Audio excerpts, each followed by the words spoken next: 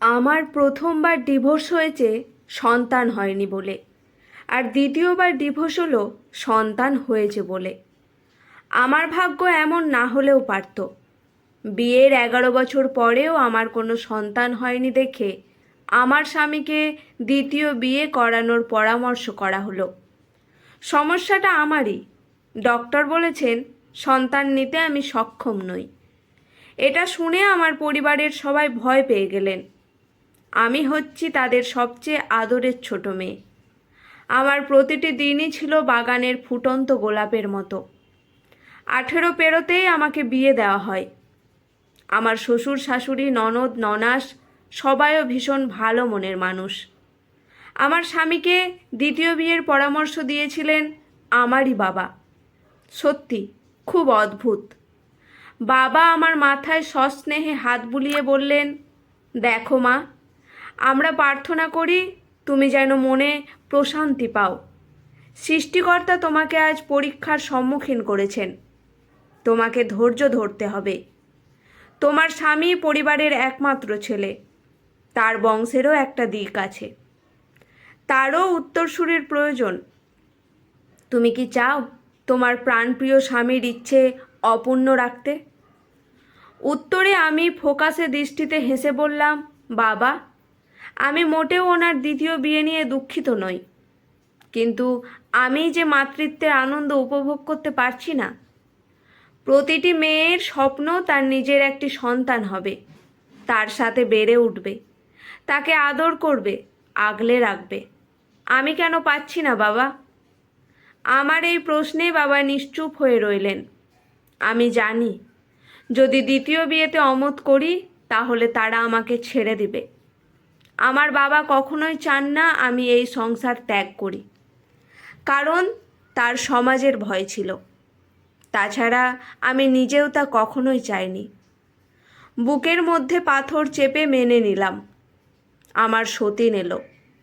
বিয়ের 3 মাসের মাথায় জানা গেল সে সন্তান সম্ভবা। শুরু হলো তার যত্ন আত্মি। সতীনের সাথে আমার ভালো সম্পর্ক ছিল। পুরো প্রেগনেন্সিতে তাকে আমি কোনো কাজ করতে দেইনি। একদম নিজের মতো করে খেয়াল রাখতাম। আমার মনে হতো তার নয়, যেন আমারই সন্তান পৃথিবীতে আসতে চলেছে। কয়েক মাস পর ফুটফুটে এক কন্যা সন্তানের জন্ম হয়। জন্মের সময় আমি উৎসুক নয়নে দরজার সামনেই ছিলাম। নার্স এলো বাবুটাকে কোলে নিয়ে। আমার শাশুড়ি চটজলদি করে কোলে নিয়ে নিলেন।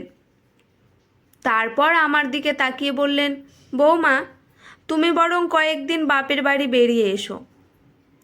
কথাটা শোনার জন্য আমি মোটেও প্রস্তুত ছিলাম না। আমি বুঝলাম আমার দিন ফুরিয়ে আসতে চলেছে। ভয়, আতঙ্ক, এক বুক হতাশা নিয়ে বাড়ি চলে এলাম। 10 দিন পর আমার শাশুড়ি ফোন করে আবার আসতে বললেন।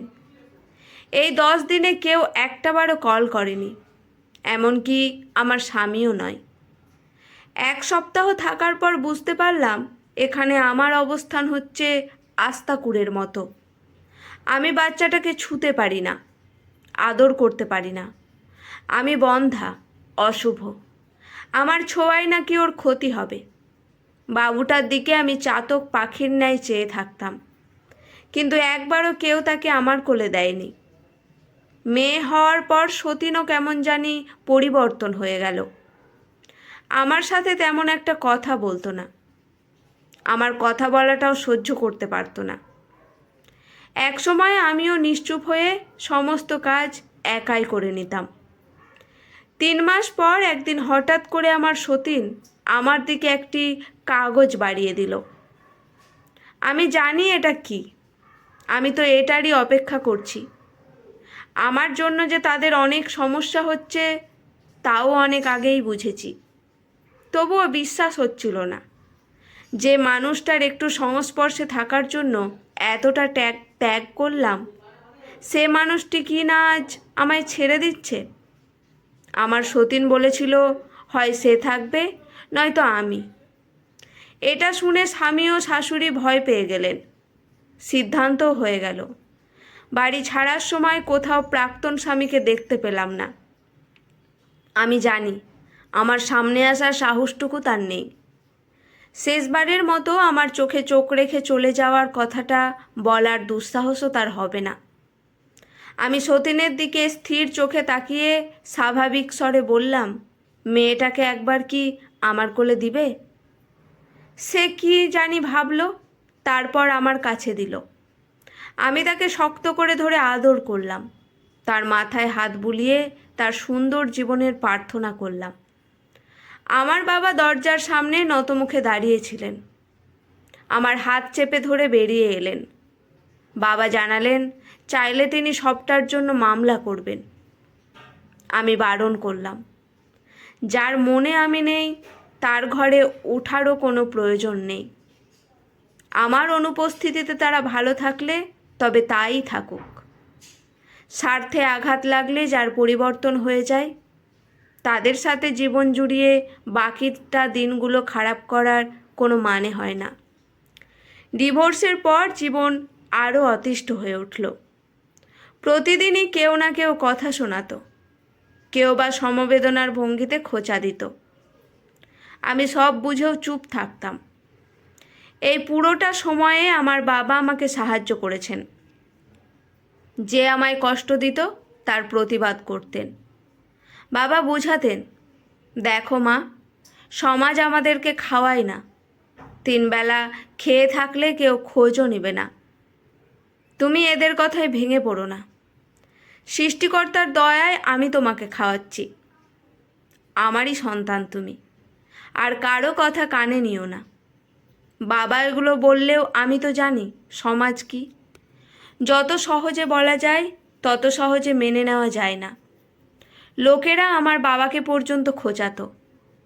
একই সমাজে থেকে কিভাবে লোকেদের কথা এড়িয়ে চলা যায়। আমার বিয়ের প্রস্তাব আসতে লাগলো। যাদের স্ত্রী সন্তান রেখে মারা গেছে বা ডিভোর্স হয়ে গেছে এমন, তারা বন্ধা জেনেই আসতো, এবং তাদেরও প্রয়োজন ছিল বাচ্চা হবে না এমন মহিলার। আমি বিয়েতে রাজি ছিলাম না। নতুন করে জীবন শুরু করার ইচ্ছেও আমার ছিল না। কিন্তু বাবার মুখের দিকে তাকিয়ে খুব অসহায় লাগলো। যদিও কেউ কখনোই আমায় বিয়ের জন্য চাপ সৃষ্টি করেনি, তবু আমি বুঝি আমার জন্য তাদের বাহিরের জগৎ অসার হয়ে গেছে। অবশেষে এক বিয়েতে রাজি হলাম। বিয়ের আগেই তারা পুরোপুরি নিশ্চিত হলো বাচ্চা না হওয়ার। তাদের শর্তও ছিল বাচ্চা নেওয়া যাবে না। যে ব্যক্তির সাথে আমার বিয়ে হয় তার স্ত্রী 5টি সন্তান রেখে মারা গেছেন। বাচ্চাগুলো ছিল ভীষণ আদরের। বিয়ের পর আমার শাশুড়ি বললেন, আজ থেকে এরা তোমারই সন্তান, এদের ছাড়া আর কাউকে চিন্তাও করতে পারবে না। আমার স্বামীও তাই বললেন। মেনে নিলাম সব। দিনগুলো ভালোই কাটছিল। কিন্তু হঠাৎ 6 মাসের মাথায় বুঝতে পারলাম আমি কনসিভ করেছি। ব্যাপারটা আমার জন্য যেমন অত্যাধিক খুশি বিষয়, তেমনি এক আতঙ্ক। চাপা খুশি নিজের মধ্যে রাখতে পারছিলাম না। আবার সংসার হারানোর বড্ড ভয় আঁকড়ে ধরল। আমার শাশুড়ি ব্যাপারটা বুঝতে পেরে সাথে সাথে অ্যাবর্শনের কথা বললেন। স্বামীও চাপ সৃষ্টি করলেন। তাদের যুক্তি ছিল, আমার নিজের বাচ্চা হয়ে গেলে সৎ সন্তানদেরকে ভালোবাসবো না, তাদের যত্ন নিব না। আমি তাদের পায়ে ধরলাম, বাচ্চাকে আমার পৃথিবীতে আসতে দিন। আমি সবারই খেয়াল রাখব। কোনোদিন কাউকে দু চোখ করব না। তারা আমার কথা শুনল না। ডিভোর্সের ভয় দেখিয়ে অ্যাবর্শন করিয়ে নিল। শাশুড়ি আমাকে বাড়িতে পাঠিয়ে দিয়ে কথা দিলেন 2-3 বছর পর আমি বাচ্চা নিতে পারবো। আমি বোকার মতো তা বিশ্বাস করে নিলাম। কয়েকদিন পর ডিভোর্স লেটার পেয়ে গেলাম। তাদের ভয় ছিল হয়তো আমি কোনোভাবে আবার কনসিভ করে তাদের থেকে দূরে থাকতে পারি। আমার দ্বিতীয় সংসারও শেষ। যতটা শক্তি অনুপ্রেরণা নিয়ে নতুনভাবে জীবনের সূচনা তৈরি করেছিলাম, ঠিক ততটাই হতাশা, স্বপ্নভঙ্গ, হারানোর তীব্র যন্ত্রণা নিয়ে ভেঙে পড়লাম। এবার আর আমার মাথায় হাত বুলিয়ে দেওয়ার জন্য বাবা বেঁচে থাকলেন না। শেষ সময়ে বাবা আমার আমারই ব্যাপার নিয়ে ভীষণভাবে মুর্ছে গেলেন। তার ঘোলাটে চোখ ও শুষ্ক ঠোঁটে পুনরায় আমায় গড়ে উঠতে বললেন না, বরং নিজের চিরদিনের জন্য পৃথিবী ছেড়ে চলে গেলেন। কি অদ্ভুত ভাগ্য আমার! কেন এভাবে সুখ এসেও ধরা দিল না? কেনই বা দুঃখের সমুদ্রে একটু সুখ হাতছানি দিয়েও থাকলো না? আমি তো সবটাই মেনে নিয়েছিলাম। এই মেনে নেওয়াটাই কি আমার দোষের ছিল? জীবন যাচ্ছে আমার এভাবেই, জানি না কতকাল আর এমন কাটবে। আজকের এই ছোট্ট নিবেদন এখানেই সমাপ্ত। কেমন লাগলো অবশ্যই কমেন্ট করে জানাবেন। যদি শুনে ভালো লেগে থাকে, মন ছুঁয়ে যায়, চ্যানেলটি সাবস্ক্রাইব করে পাশে থাকবেন। ধন্যবাদ।